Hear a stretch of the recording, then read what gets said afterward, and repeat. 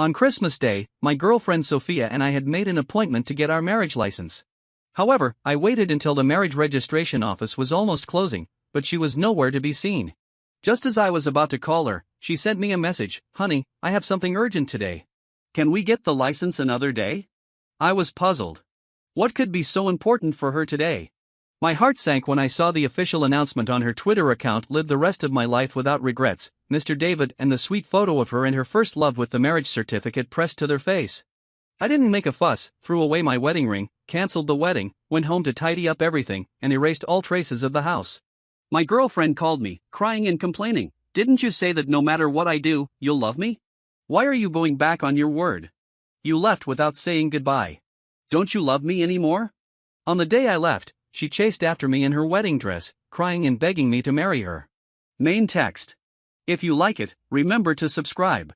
In the marriage registration office, beautiful small colored flags were hung everywhere, creating a festive atmosphere. Couples came and went, holding their newly obtained marriage certificates, hugging, kissing, and taking photos to announce their happiness with beaming faces.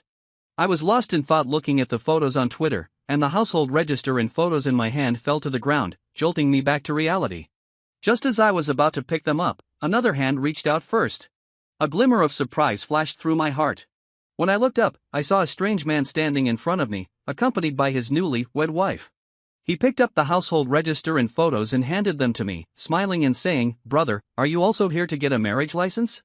I nodded and laughed self-deprecatingly. Sophia is probably having a sweet time with David right now. How could she come to me? The man looked around and asked in confusion, "Then, where's your wife? There are a lot of people on Christmas Day. Don't lose your wife. Be careful, she gets angry and refuses to marry you." The man and his wife looked at each other and smiled, full of happiness. My nose twitched. Suddenly, I remembered that Sophia and I were once like this. 16-year-old Sophia had skin so white that it seemed translucent in the sun. When she looked at me, her eyes were filled with stars, and her voice was like a melody. "James, when I grow up, can I be your wife?" It all seemed like yesterday, but in the next moment, the sweet of the two on Twitter instantly pulled me back to reality. I put my phone in my pocket and a bitter smile curled up on my lips. She got married to someone else. After saying this, ignoring the surprise in his eyes, I turned around and left because I was afraid I could no longer hide my embarrassment. I was lying in the driver's seat, looking at the photos of Sophia and me all over the car roof, and memories came flooding back. A month ago, at my birthday party, Sophia, in a wedding dress, walked towards me surrounded by our childhood friends, holding flowers. "Mr. James, I'm 27. Can you marry me now?" My eyes were red. I took the flowers from her hand, knelt down on one knee, and took out the prepared ring to put it on her finger. "Miss Sophia, I do." At that moment, my voice couldn't help but tremble. I remembered every anniversary of our relationship and her birthday. I would plan days in advance each time, just to make her happy. Every day after work, I would drive to pick her up immediately. Then we would go to the supermarket to buy groceries and cook together. Even Sophia's colleagues were envious. "Wow, Sophia, your boyfriend is perfect. You must have saved the galaxy in your previous life to find such a gentle and considerate boyfriend." Every time she heard such praise, Sophia's face would turn red with shyness, and her eyes looking at me were filled with sweetness. "Mr. James, please teach me a lot for the rest of my life." Amid the cheers of our childhood friends, she kissed my lips passionately. I thought that after an 11-year-long relationship, we would finally have a happy ending. I was so excited that I couldn't sleep all night. Unexpectedly, it all vanished in a blink of an eye. Looking at the returning wild geese in the distance, a touch of sadness spread in my heart. I had to go see Sophia. There must be some mistake. How could our childhood friendship and love not withstand a passer-by who had disappeared for more than 10 years? As soon as I got home, I found that the door wasn't closed properly. Through the crack of the door, I saw Sophia talking to her best friend. "Olivia, I got married to David." It felt like a heavy blow to my chest, and I suddenly had difficulty breathing. Before coming here, I still had a glimmer of hope, thinking that it might be a prank. It turned out that I was just deceiving myself. Inside the room, Olivia was shocked. "Sophia, are you crazy? Why did you get married to David?" Sophia sobbed softly, but her voice was firm. "David is back. He was diagnosed with late-stage cancer and only has 3 months to live. We fell in love in junior high school. If it weren't for our family's obstruction, we would have been together long ago, and there would be no James. I've missed him once, and I can't miss him a second time. So, I'm very calm now. I want to have a wedding with him. I want to marry him because I love him. It felt like countless needles were piercing my body. The dense pain made me tremble all over. We had known each other since childhood for 27 years and had been in love for 11 years, but in the end, it couldn't compare to a crush she had when she was young and first in love. Sophia! Olivia suddenly roared, her voice hoarse. Even if you want David to leave in peace, you could have done it secretly. Why do you have to make it known to the whole world? Don't you think you're being mean? I thought Sophia would realize her big mistake and repent, but I never expected her next words to break my heart even more. Do it secretly? Are you kidding me? Isn't that an insult to the sincere and pure love between David and me? Our love transcends time and space, and the whole world should be moved to tears by our story. How am I being a bad person? I suddenly clenched my fist and punched the cement wall next to me. I thought, your love with David is sincere and pure, and you love each other passionately. Then what about our 11 years? What am I? Olivia stamped her feet in anger, finding it unbelievable. You love David, but what about James? He's your real childhood sweetheart. You've been in a relationship for 11 years. How can you do this to James? I slowly raised my head. It was as if I could see Sophia through the door. She looked proud. How am I being unfair to him? I'm just marrying David. I won't sleep with him or have his children. My body and my heart still belong to James. I'm not cheating. And James swore that he would marry no one but me. How can a man go back on his word? So, even if I marry David, he will definitely still marry me. Otherwise, when he said he loved me, he was lying. I don't know how I finally left there. I parked the car on the side of the road, sat in the driver's seat, and lit a cigarette. I closed my eyes and laughed bitterly. Actually, I don't like smoking. Maybe it was because the smoke was choking, making my eyes uncomfortable. I couldn't stop crying while Sophia's words echoed in my mind. Sophia and I were born in the same hospital one after another. We were real childhood sweethearts. Our fathers founded the largest domestic electronics group together. So, she had been my undisguised preference since childhood. If the story ended here, it should have been a happy ending for childhood sweethearts. But in high school, David appeared, a day student with dyed yellow hair and a wild and unrestrained manner. Such an outcast immediately attracted Sophia, who had been well-behaved since childhood. He was also the first boy to make Sophia's ears turn red when he confessed to her. As a result, her grades plummeted. Just as Sophia was about to fall for him, her father learned about it. On the same day, he gave David's family a large sum of money and sent David abroad, bringing Sophia and my story back on track. But who could have thought that a person who had disappeared for 10 years would reappear in front of her and even shatter our 11-year-long relationship? 3 months ago, when a meteor shower came, I shouted to the meteor, I, James, will marry no one but Sophia in this life. Sophia also looked at me with love and said, I, Sophia, will marry no one but James. That night, we made a vow to be together for life. I never thought that the person I loved the most would stab me in the heart, again and again, like slow slicing. There was only one cigarette left. I got out of the car and walked towards the convenience store. Suddenly, it started to rain lightly. On the street, pairs of lovers, wearing red couple outfits with 2 hearts printed on them, held hands and ran home desperately. They were running and laughing happily in the rain. I didn't run because I no longer had a home. Sophia suddenly called. I hung up without hesitation. She called again, and I refused again. Finally, I simply turned off my phone. I didn't know how to face her at this moment. Should I blame her? But 27 years of memories left me at a loss. I don't know how long it had passed. Suddenly, I heard someone ask with concern, it's raining so hard. Why don't you find a place to shelter? What if you catch a cold? I was startled. Only then did I realize that the rain wasn't hitting me. I slowly raised my head and saw that Sophia was actually standing beside me, holding an umbrella for me. I instinctively stepped back, preferring to endure the icy cold of the autumn rain rather than accept the warmth she gave out of pity. Sophia took a step forward and continued to hold the umbrella for me. Her eyes were red, full of distress. She gently took the cigarette butt from my fingers and threw it into the trash can. Smoke less. It's bad for your health. Is it any of your business? May I ask, who are you to me? After saying this, I walked away a few steps, took out a cigarette, and wanted to smoke again, but she took it away. Do you want to make me worry to death? As she said this, she took off her coat and put it on me. Looking into her eyes, I was a little dazed. At this moment, how I wished that the thing on Twitter had never happened. Sophia asked gently, have you eaten? I shook my head numbly, greedy for her tenderness. Back home, Sophia immediately filled half a bowl of soup and handed it to me. Drink some hot soup first to warm up. Don't catch a cold. I didn't take it. Looking at the girl I had spoiled since childhood, the girl I had loved for my entire past, at this moment, countless complex emotions surged in my heart, and I could hardly control myself. After a moment of silence, I calmed my voice and said calmly, "Sophia, let's break up." Sophia's hand trembled, and the soup spilled, scalding her. In the past, I would have immediately taken out a tissue to wipe it for her.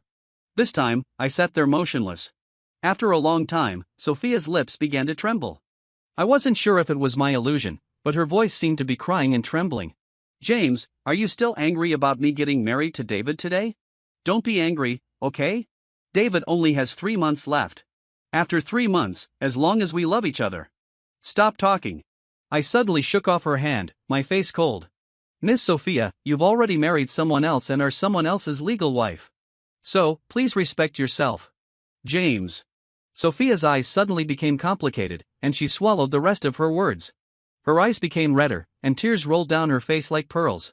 Since we were young, I had tried my best to make Sophia happy every day and never wanted to make her shed a single tear. Because I thought that if you love someone, you should strive to make her happy, even if it requires great sacrifice from me. But at this moment, I was indifferent to her crying, my heart as hard as iron. "Miss Sophia, if you didn't hear clearly, I can say it again. It's over between us." After saying this, I turned around and went back to the room to pack my clothes. Sophia snatched my clothes and hugged me tightly, as if she wanted to melt me into her body. Her voice was panicked and hoarse. Sorry, James, I'm sorry. I really didn't want to hear any form of sorry.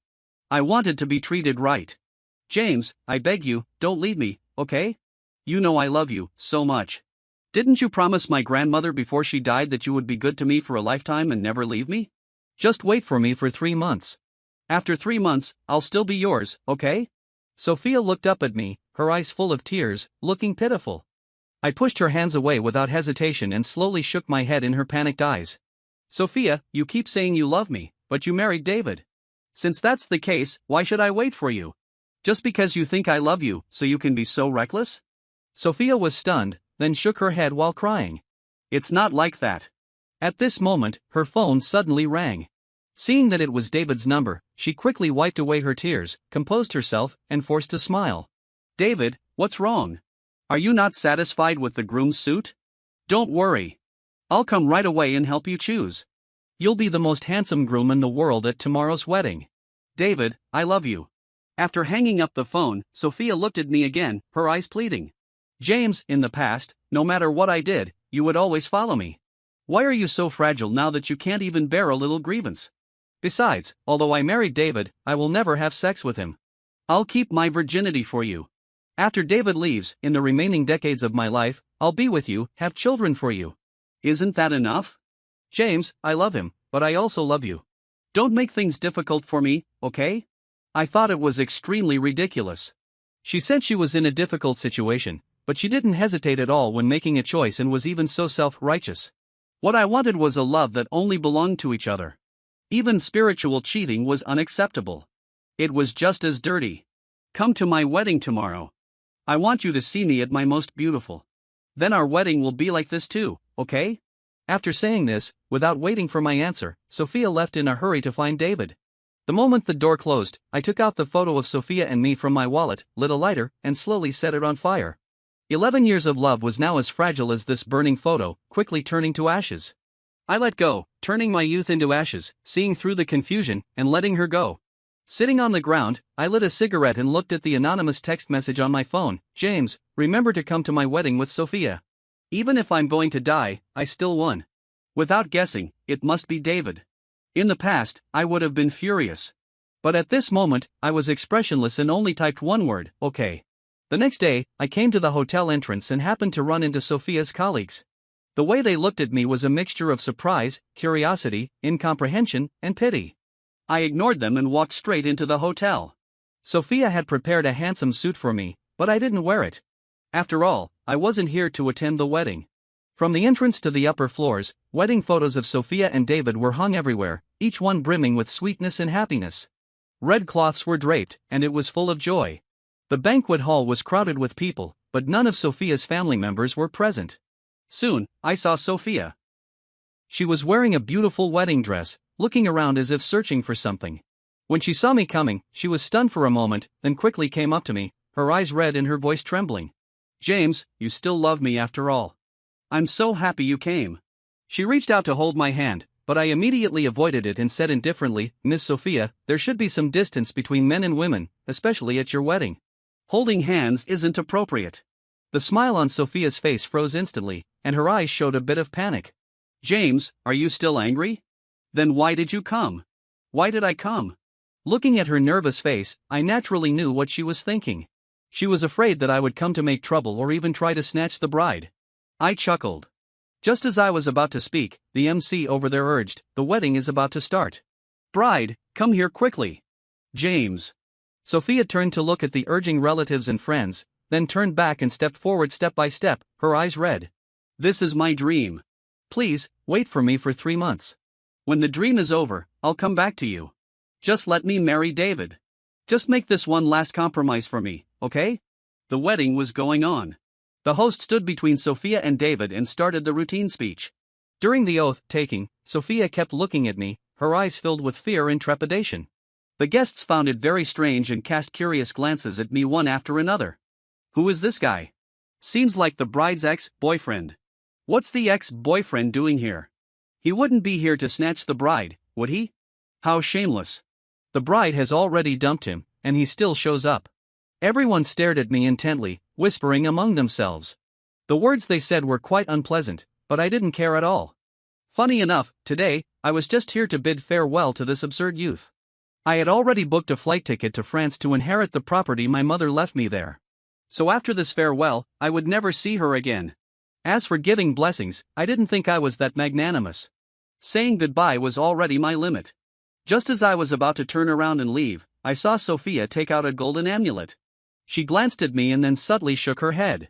Looking at that familiar amulet, my feet suddenly felt as if they were filled with thousands of pounds of molten copper, unable to move even an inch. "Isn't this James?" David's eyes widened in and then he was overjoyed. Sophia looked at David with tender eyes and said, "This amulet. As long as the newlyweds wear it, they can love each other for a lifetime and be happy and safe." David looked at the amulet, choked with emotion, and said, "Sophia, you're so kind. I love you." Sophia affectionately put the amulet around David's neck and publicly vowed, "David, marrying you is the biggest dream of my life.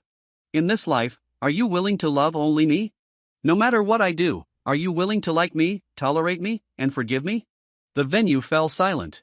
Looking at Sophia's expectant eyes, David triumphantly glanced at me and gently embraced Sophia in his arms. "I will. As long as you're happy, I'm willing to do anything." The whole audience burst into thunderous applause. I stared fixedly at the amulet around David's neck, my heart feeling as if it was being tightly grasped. Suddenly, someone in the audience said, "David, what are you waiting for? Kiss your bride quickly. Kiss. Kiss." Sophia closed her eyes, her face full of anticipation. "Enough!" I roared like a wild beast and quickly stepped forward. The whole place fell silent instantly. Everyone stared at me in astonishment. Sophia woke up as if from a dream, looking at me in horror. Her eyes were red, and she shook her head desperately. "James, no. You said before that you couldn't bear to hurt me." I looked straight ahead, ignored everything, walked onto the stage, stared coldly at Sophia, and clenched my fists. Hatred welled up in my heart. I grabbed the microphone and said something that made her cover her mouth and cry bitterly, something she would regret for the rest of her life. "Originally, I came here to wish you happiness. But now, I've changed my mind. Sophia, I hope you get stuck in the cycle of novelty." Amid Sophia's sobbing and David's dumbfounded expression, I stepped forward and yanked the amulet off David's neck, saying viciously, "This is my grandmother's relic. No one can defile it." Everyone at the scene was stunned. "What? That amulet belongs to the bride's ex-boyfriend? What's going on? What else could it be? Didn't you hear what he said? This Sophia is not a good person." I turned around and left, walking faster and faster, eager to get away from this nauseating place as soon as possible. After running out of the hotel, I was about to drive away when Sophia chased after me and grabbed my hand. "James, where are you going?" I shook off her hand and said mockingly, "Mrs. David, you're a married woman. Please respect yourself. Even if you don't care about your reputation, I do." These words stabbed Sophia deeply. She never expected that I would say such harsh words. I had truly loved her. Even though she chose David, I didn't plan to pester her, nor did I think of cursing her viciously. But she humiliated my grandmother's relic, and I could never forgive that. You call me Mrs. David? Sophia's eyes were red, her chin trembling slightly, and her expression was pained and aggrieved. In the past, if I saw her like this, I would have been extremely heartbroken. But now, I felt nothing. This must be the feeling of a broken heart. If I don't call you Mrs. David, what should I call you? Sophia, do you even deserve it? Sophia's tears streamed down, and she covered her mouth, squatting on the ground and crying bitterly. I opened the car door, got in, and started the car. Sophia stood up in a panic, grabbed the car window, and chased after me. James, wait. Don't leave me. James, I'm begging you. The car was getting faster and faster. I said anxiously, let go quickly, or you'll get hurt. Sophia cried, I won't let go. Even if I'm bruised all over, I won't let go. James, don't leave me. Pedestrians on the street saw a bride hanging onto the car window and turned to look. Some even took out their phones to record. Sophia chased for a while, but her high heels were not suitable for running. Eventually, she had no choice but to let go and fell to the ground. I stuck my head out and saw her lying on the ground, crying bitterly. She looked so pitiful. Feeling sorry for her? Why should I? As I said this, I suddenly thought the voice sounded familiar. I turned my head and saw it was Olivia. I was very surprised. Weren't you in the hotel? How come you're in my car? I was, but I couldn't stand it anymore, so I wanted to leave. I happened to see you were leaving too and thought I'd hitch a ride. Olivia looked at me with a complex expression and asked, should I get off? I shook my head and said, no, I'll take you. Olivia asked, James, have you really let go? I laughed self-deprecatingly. Let go a long time ago. If she hadn't taken out my grandmother's amulet, it wouldn't have ended up like this. Olivia nodded slightly and said, James, where are you going next? I replied, I'm going back to get my luggage and then go to France. She just said and didn't say anything more. When we got home, I pulled my suitcase and left without any nostalgia. Olivia helped me carry the luggage. When taking the elevator downstairs, she secretly looked at me several times. After hesitating for a long time, she finally asked, are you going to France and never coming back? I looked at her calmly and said, I know what you want to say. I'm not running away. I have business to attend to there. Olivia nodded slightly. A trace of disappointment flashed in her eyes, but she still forced a smile. To be honest, I really admire you. I turned to look at her, feeling curious. Olivia looked ahead as if talking to herself. Good men like you, who are broad-minded, magnanimous, and know how to dote on their girlfriends, are really rare. Sophia left you because of a past regret. She doesn't know what's good for her. If it were me, I wouldn't let go even if I had to die. As she said this, she suddenly looked at me, her eyes clear and sincere. I was stunned for a moment. After coming to my senses, I quickly avoided her gaze. The air suddenly froze. Olivia broke the awkwardness and laughed. Just kidding. Don't take it to heart. I just said softly as a response. After putting the luggage in the car, we left the community. 10 minutes later, she pointed to the hotel ahead and said, you can drop me off on the side of the road. I can take a taxi back. The car stopped by the roadside. After Olivia got out of the car, she waved goodbye to me. I turned the car towards the hotel. Out of the corner of my eye, I suddenly saw from the rear view mirror that she was still standing there, watching me leave until I entered the hotel. Then she reluctantly took a taxi and left. At night, I stayed in the hotel. Sophia called me, but I didn't answer. When she called again, I blocked her number. Feeling upset, I was about to go to sleep and find a house the next day. In the middle of the night, my phone suddenly rang. It was Olivia. As soon as I answered, she shouted, James, something's wrong. I instinctively thought something had happened to Olivia, so I asked, what's wrong with you? I'm fine. It's Sophia. Something's wrong with her. Just as she was speaking, the door was suddenly knocked. I asked Olivia to wait a moment and got up to open the door. Outside stood a policeman and a hotel staff. The policeman showed his ID and asked seriously, are you Mr. James? I had never dealt with the police before, so I felt nervous. I nodded woodenly. Yes, I am. What's the matter? As I asked, I was thinking in my mind that I shouldn't have done anything illegal today. The policeman noticed my nervousness and smiled. Don't be nervous. I'm not here to arrest you. Someone reported to our police station that her boyfriend was missing, so we came to look for you. As he spoke, he took out his phone and reported, "Captain, the person has been found. He's at the Vienna hotel. Bring the person who reported the case here quickly." I was completely confused when my phone suddenly vibrated.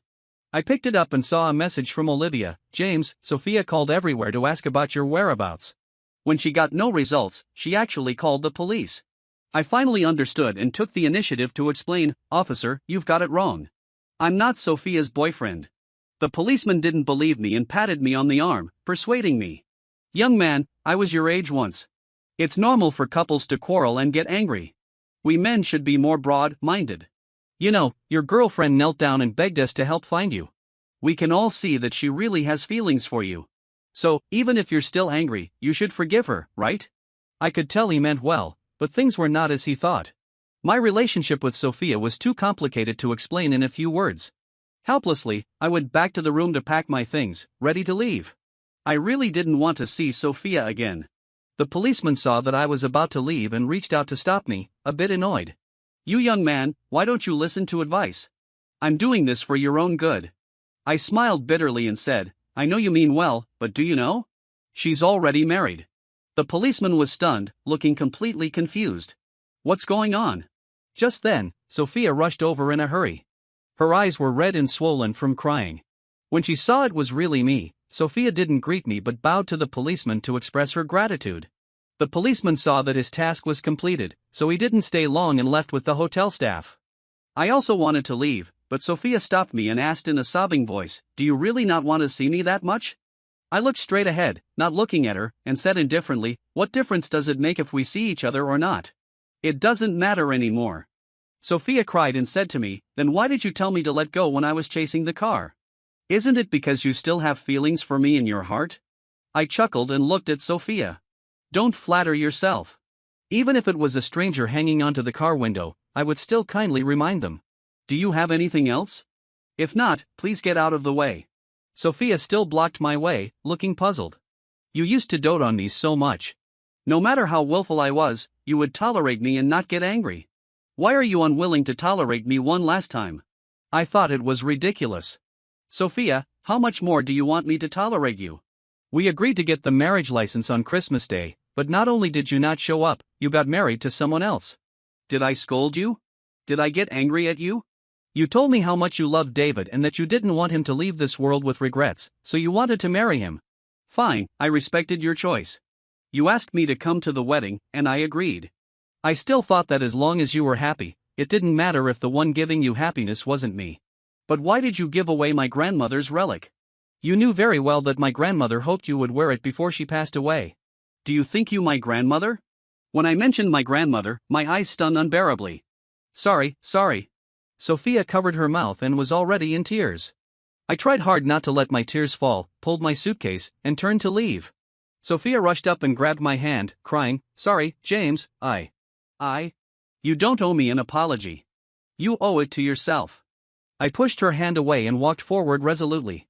Sophia ran in front of me and begged, "James, I know I was wrong. Please, give me a chance, okay? I promise I'll never be willful again."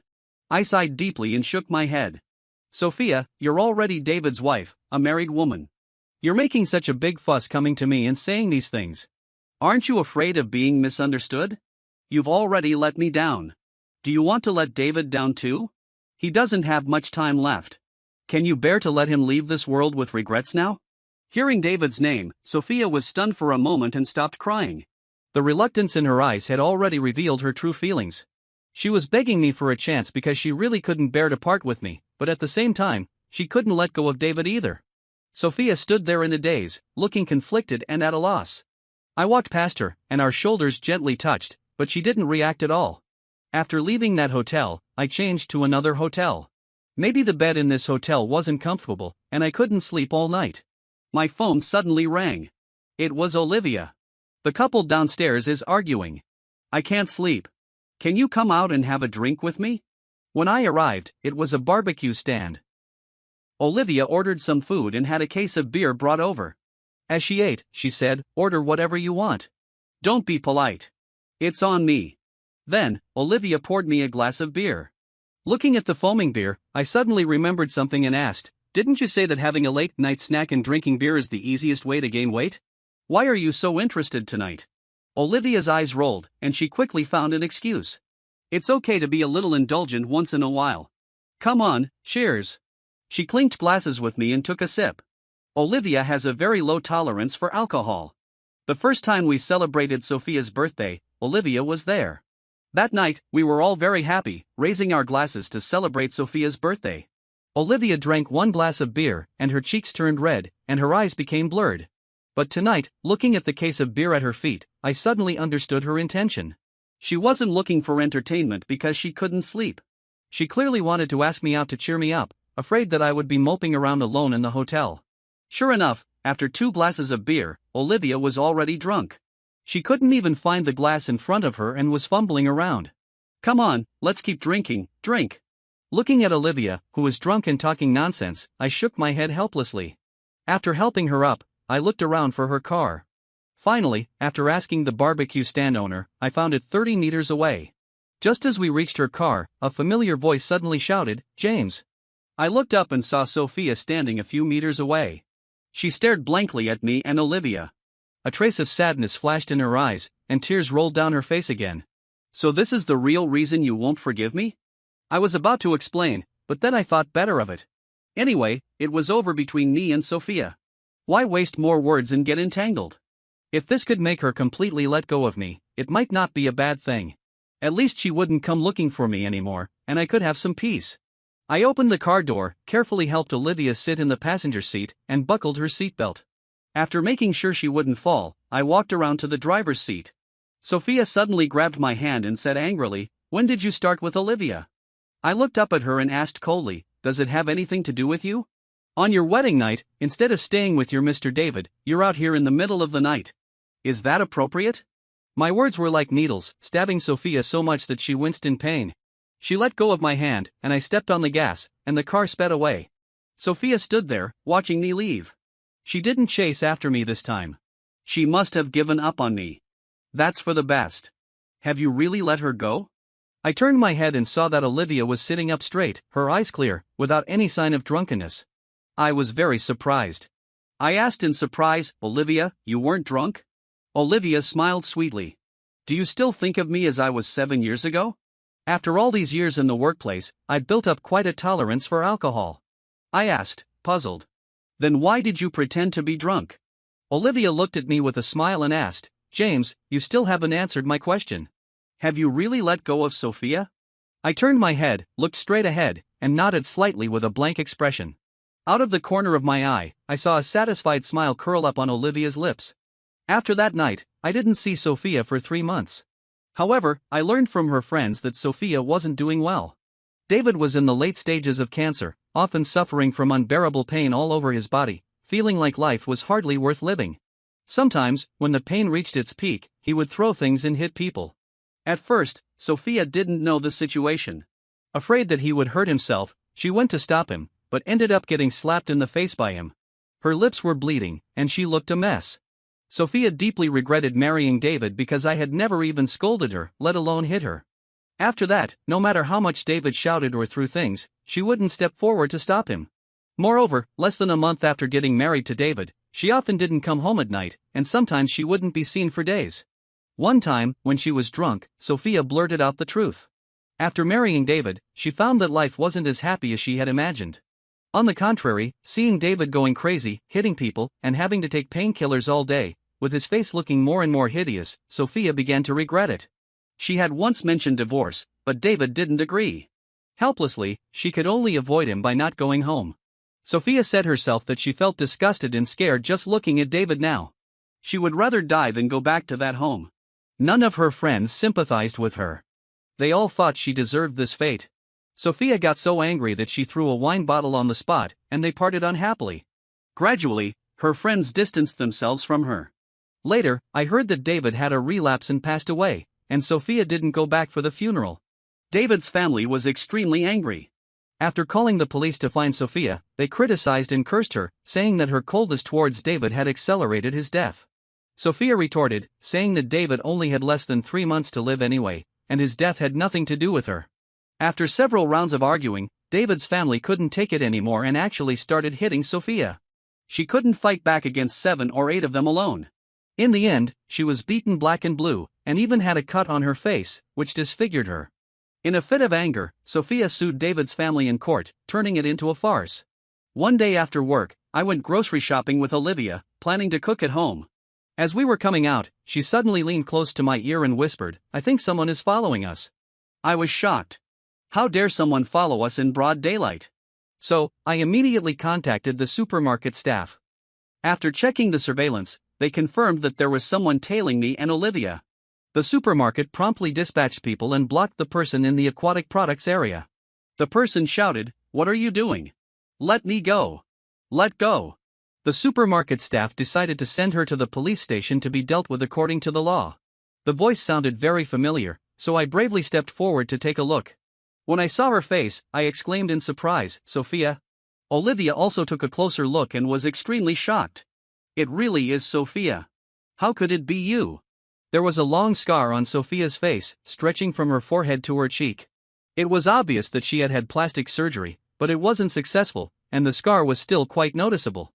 Sophia quickly lowered her head and covered her face with her hands, denying it. "I'm not Sophia. You've got the wrong person. I'm not her." I stepped forward and grabbed her hand, looking her in the eye. I had been in love with her for 11 years. Even if her appearance had changed, I could still recognize her at a glance. I just never thought she would end up like this. Seeing me, Sophia crouched on the ground and burst into tears. Olivia explained to the supermarket people, "This is our friend. It's a misunderstanding." Only then did the supermarket staff refrain from sending her to the police station. After taking Sophia outside, I asked, puzzled, "Why were you following us?" Sophia lowered her head and replied, "I wanted to see you one last time." I scratched my head, confused. "One last time? What do you mean?" Sophia looked up, forcing a smile. "I'm moving away. I might not come back. So, I wanted to see you before I left. But I've become like this, and I'm too ashamed. That's why I had to do this. James, I'm relieved to see that you're doing well now." As she said this, she suddenly stood up, looked at Olivia, and said with a pleading tone, her eyes filled with tears, "You were my best friend. We used to tell each other everything. I hope you can take good care of James for me and give him twice the love I couldn't give him." Olivia nodded gently. Sophia smiled faintly, wiped away her tears, and turned to leave. "Goodbye. Wish you two happiness."